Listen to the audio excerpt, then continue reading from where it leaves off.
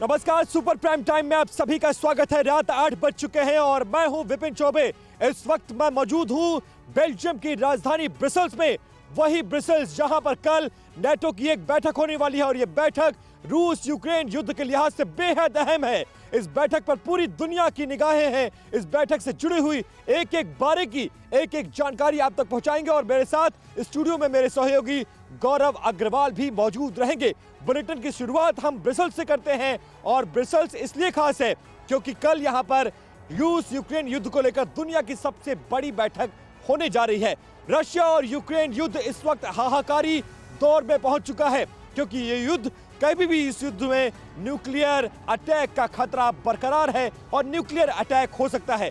ये कोई आकलन नहीं है बल्कि सीधी चेतावनी है और ये चेतावनी सीधे क्रेमलिन से आई है, जिसके बाद पूरी दुनिया में हाहाकार मचा हुआ है।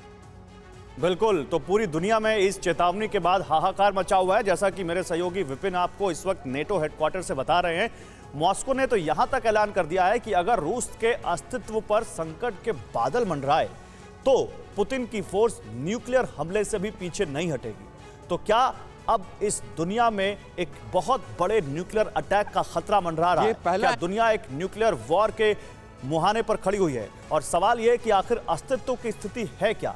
देखिए इस वर्ल्ड एक्सक्लूसिव रिपोर्ट में।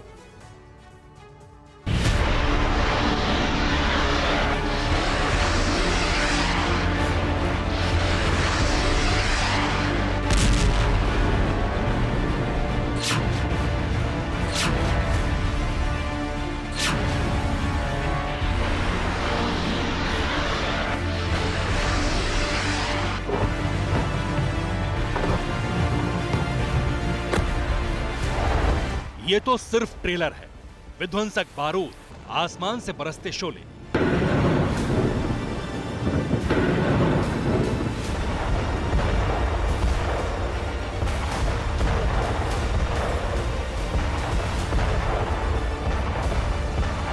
दहलाने वाली आवाजें, खंडहर इमारतें, तबाह हो चुके शहर।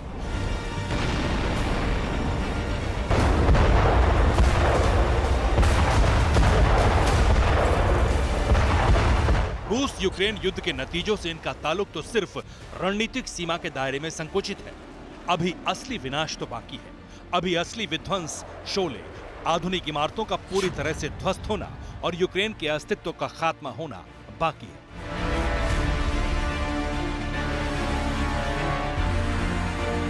ऐलान हो चुका है, भूमिका भी तकरीबन बनाई जा चुकी है। अब जो होगा वो दहलाएगा, दुनिया को विनाशकारी आशंका की सच्चाई से रूबरू कराएगा।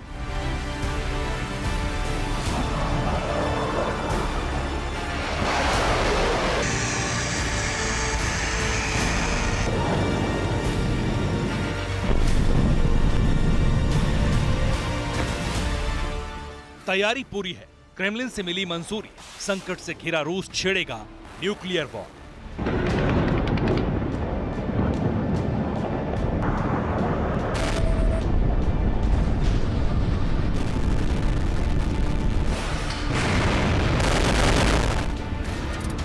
यूएस के दखल के बाद चंद घंटों की मियाद।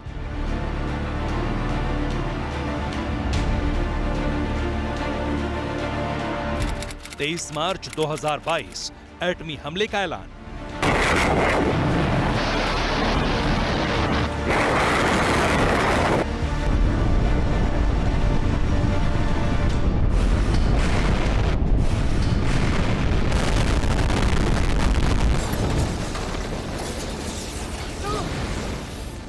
बेधड़क, बिंदास और किसी भी हद तक जाने की तैयारी। रूस यूक्रेन जंग के 28वें दिन मॉस्को ने अपना परिचय कुछ इसी तेवर में दिया।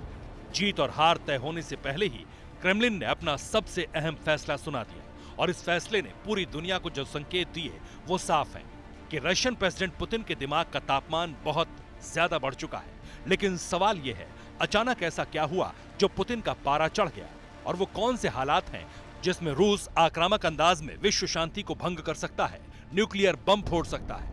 देखिए।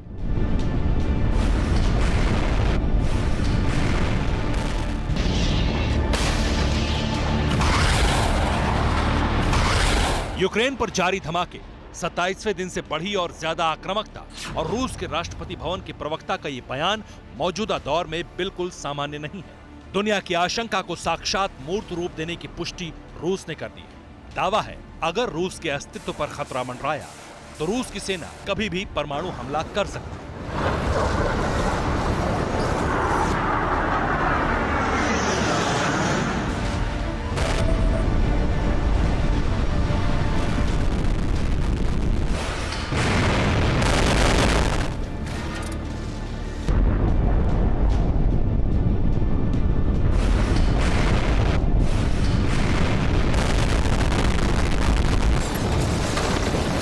और इसके लिए ना तो किसी कमेटी से चर्चा की जरूरत होगी, ना ही अंतर्राष्ट्रीय मापदंडों की परवाह की जाएगी।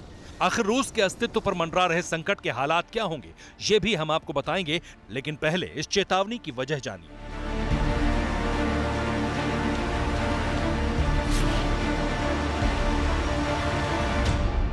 अमेरिकी president Joe Biden war zone के बेहद करीब है। रूस यूक्रेन युद्ध पर ब्रसेल्स में होने वाली बैठकों में वो शामिल होंगे।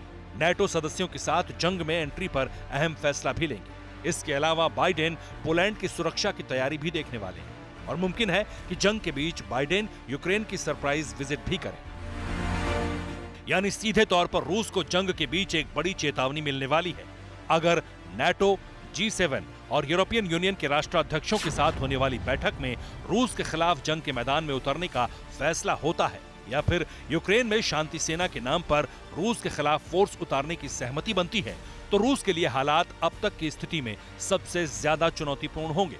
रूस इन हालातों को अस्तित्व पर संकट बता सकता है और इसका मतलब अब पूरी दुनिया बखूबी जानती है, यानी न्यूक्लियर बम का धमाका।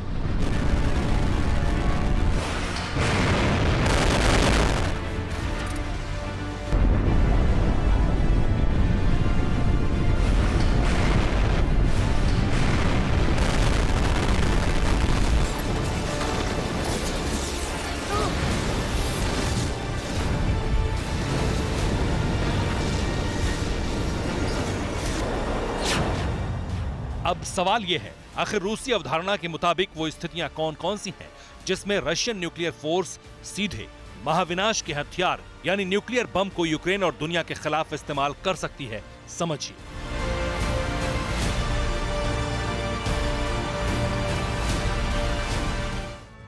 परवाह देश की, सोमवार से शुक्रवार रात 10 बजे TV9 भारतवर्ष पर।